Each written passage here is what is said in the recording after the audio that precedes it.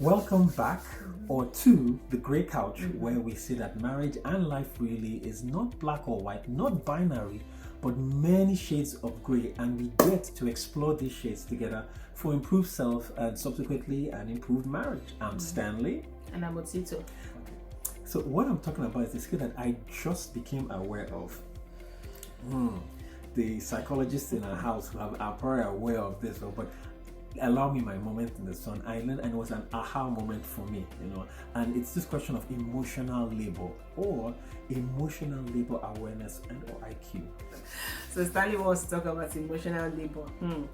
I guess this is the work that people do, right? This is how you grow, because I told him, I said, this is a very triggering topic for many women, and so you better be ready, but I guess he's man enough to be ready.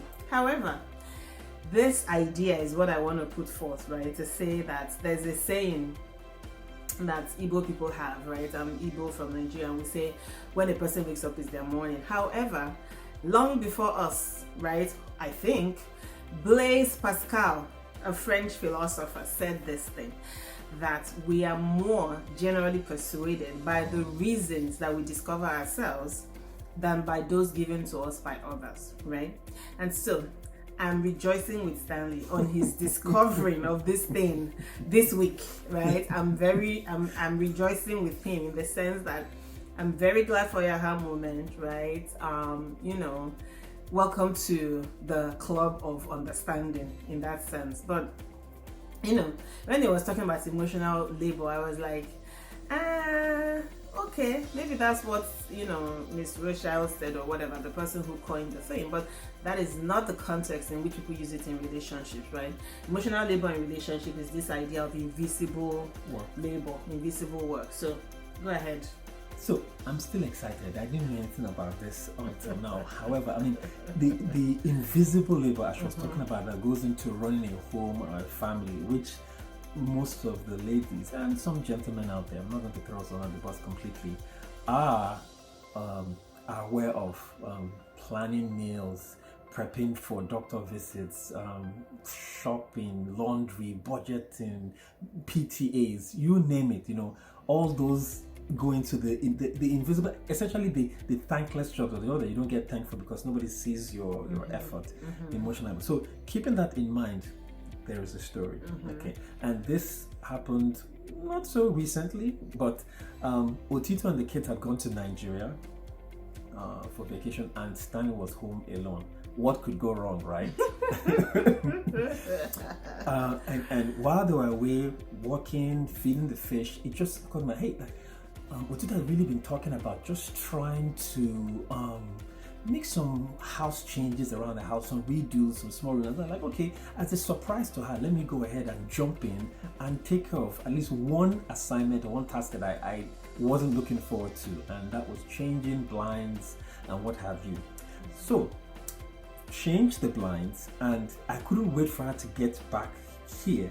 In my anxious surprise and excitement, let me use excitement, I sent her a picture, say, hey, listen, this is what I've done so far, and it's coming out good. And I was trying to surprise her, but I was the one that got the surprise, because without missing a beat, she was like, okay, well, you've changed the blinds, those trimmings are not going to work now, you're going to change the trimmings, and while you're changing the trimmings, you might as well just paint that living room or that section. I really was crushed, but I came out as angry. I'm like, no accolades, no clapping, no celebration of all this work that I had done. And by I had done, I mean I had somebody to do, but still, that is part of it, That's part of it. And so this is just we want to use that to kind of explore this issue, of emotional labor. Why was I angry?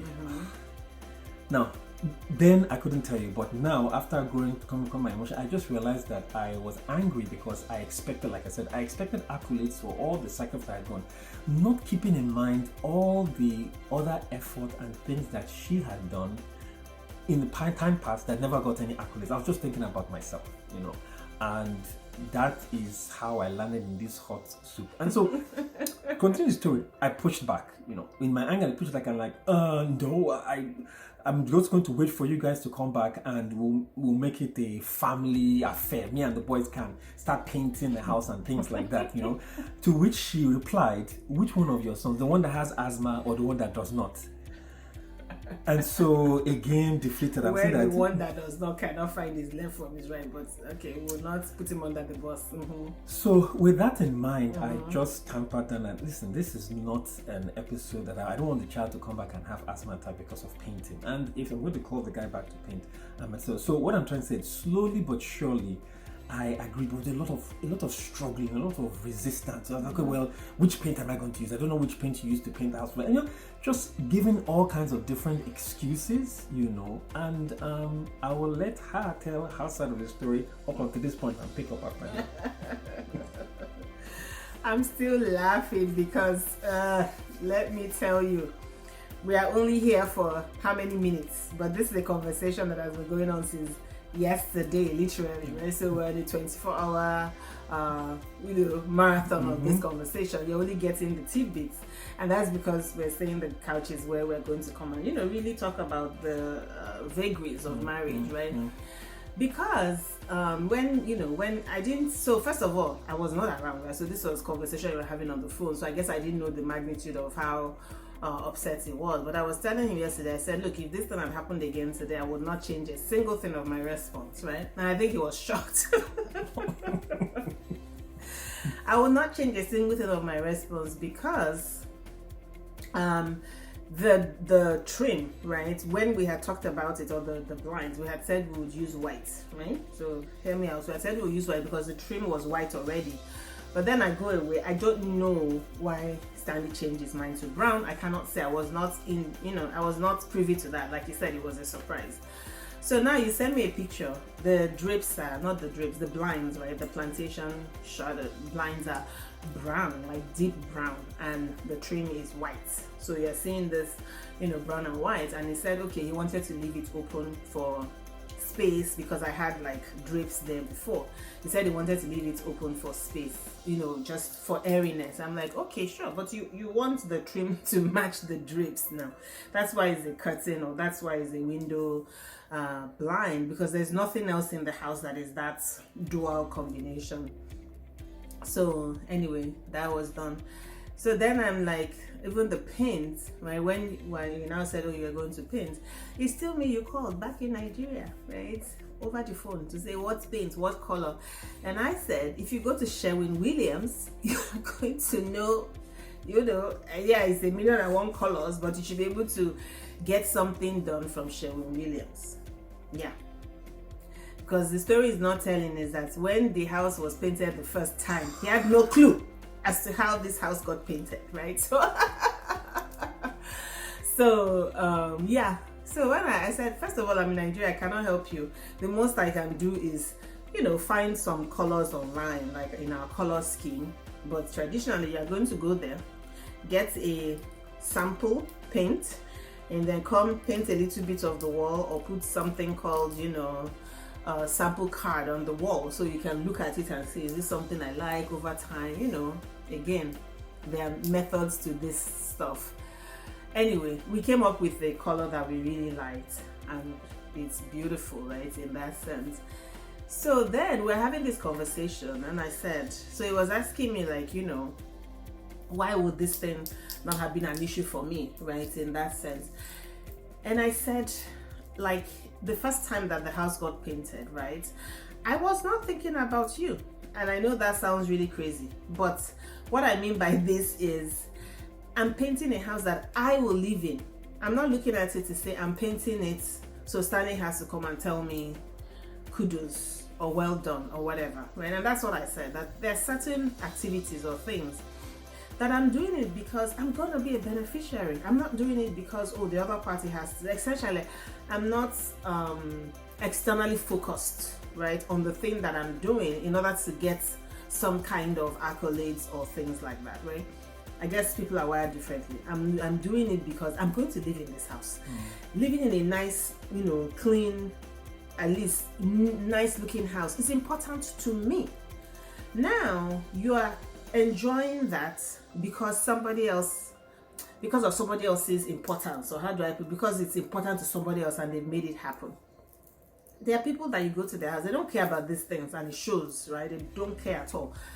But you know, when you go to those kind of houses, you're like, we need to start living very soon, right? Because there's something there that is just not aligning to your aesthetic beauty. Again, each person has their own, right? Some people have their own ideals in this space. So this is not about anybody, this is about both of us. So I said, you're really enjoying the fruits of, the thing that I like to do, right? In that sense, I'm not counting it. So now when someone else says, do part of the work or whatever, then it's now a pushback of, oh, I don't want to do it. Or, if I were by myself, I will not be doing this.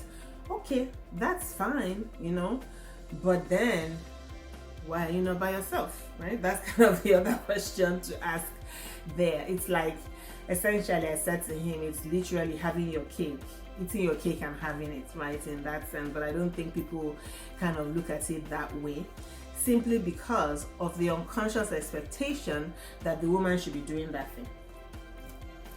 And that woman should be doing that thing becomes the crux of my own issue in terms of emotional awareness.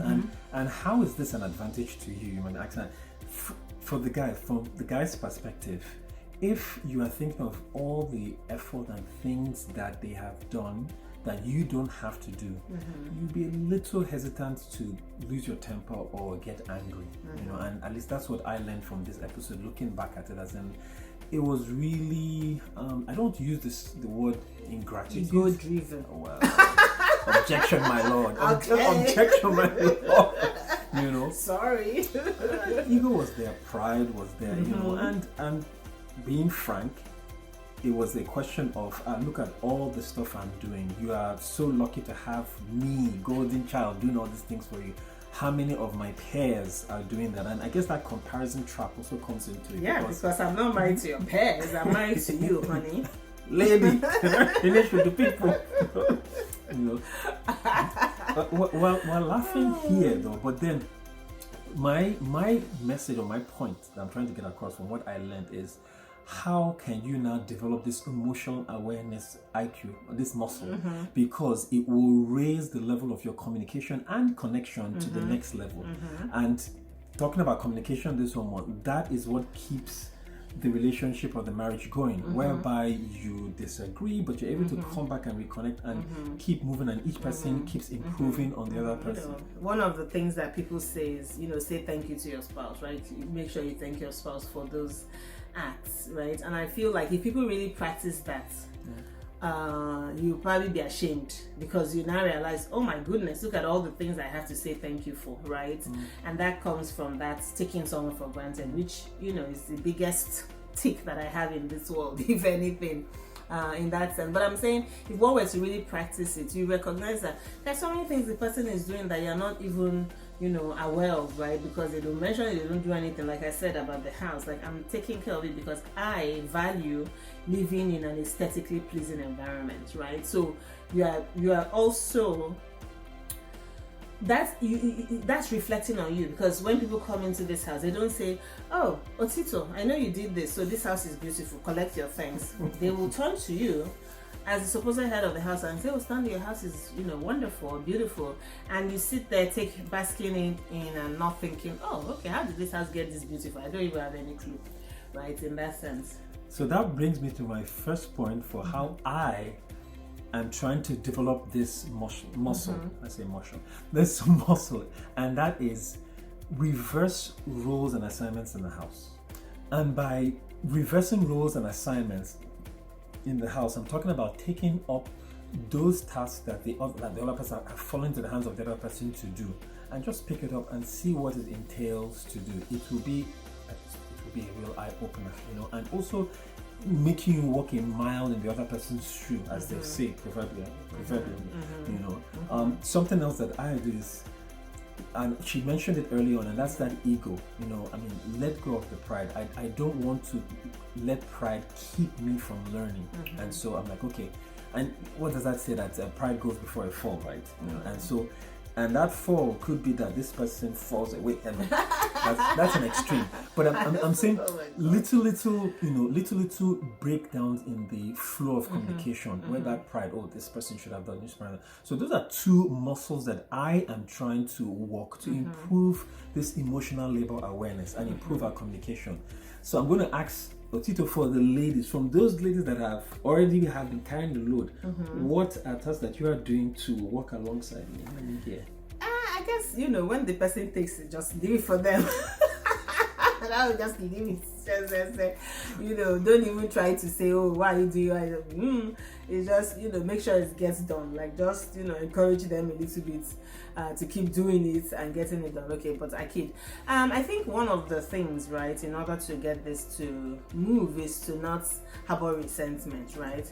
To talk about it, because I think that, I say it all the time. I say, all this my talking too much. There has to be a reason. There has to be a benefit for it, right? And one of the benefits is me being able to talk about, hey, this matter here or that matter here or that matter there.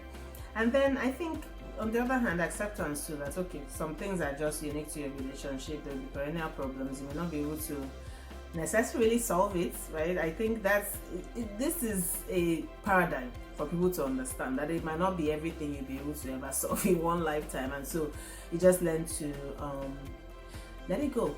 I think that's what I would say. Let it go. Especially, it's like choosing, as they say, the hills that you're going to die on, right? And so I guess I'm trying to say that you don't, and this sounds like trite advice, but it's like you don't have to do everything. I guess is that idea of saying, okay, I'm not going to like worry too much about X or Y, or if I've said that somebody will be responsible for this, then I will let them see it through to the end. And this is important because I think that's why we jump in and save the day, because we are looking at our reputation, right, in that sense.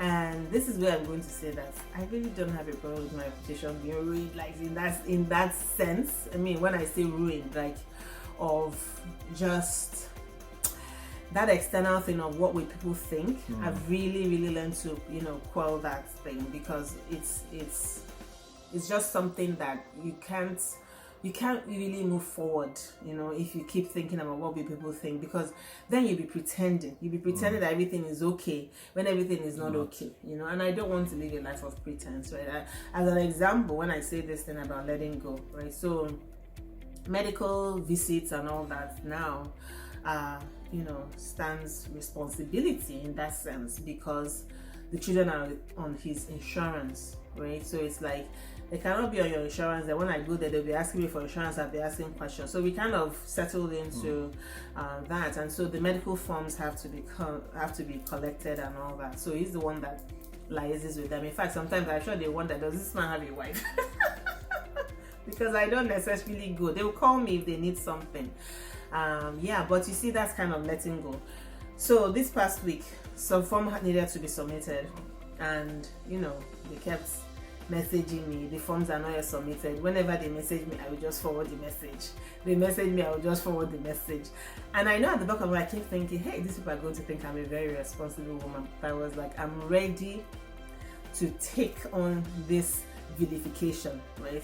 As long as the person that is responsible for the thing, or supposed to be responsible for the thing, does it. Especially because I know they're not sick or anything. It's just forgetfulness, duty, whatever, right? There are many reasons why things will not get done.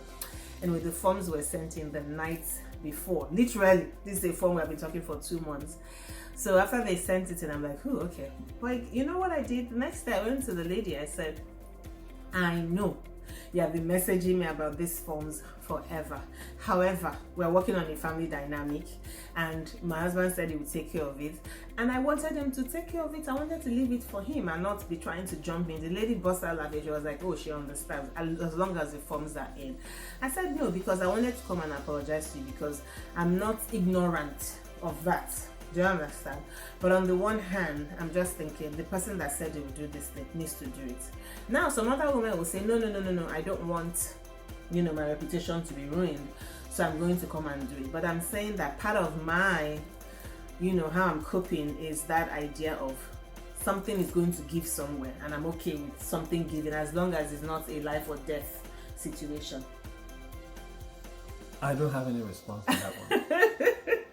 I'm not even going to go into that. Yeah. I'm just going to eat my humble pie and say the forms were submitted before the deadline. Before the deadline. Mm-hmm. Chicken. After they send me all caps. You know when they send you all caps, your forms are due in all caps with, triple exclamation point. I just forwarded the thing. Yeah, so you can see we're working on this thing day by day, so. Well, that's what we have for you for this week. What are your own conversational takes, and do you think that this would be helpful to raise your conversation and connection to the next level? Emotional labor awareness, both from the guy or from the lady. Yes, So we have a newsletter that goes out every week. Email us at that. connect@breakoutconversations.com.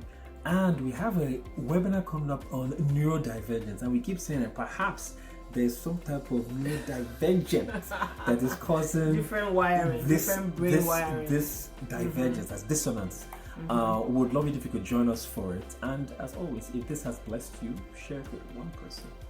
From our couch to yours. Bye for now. Bye.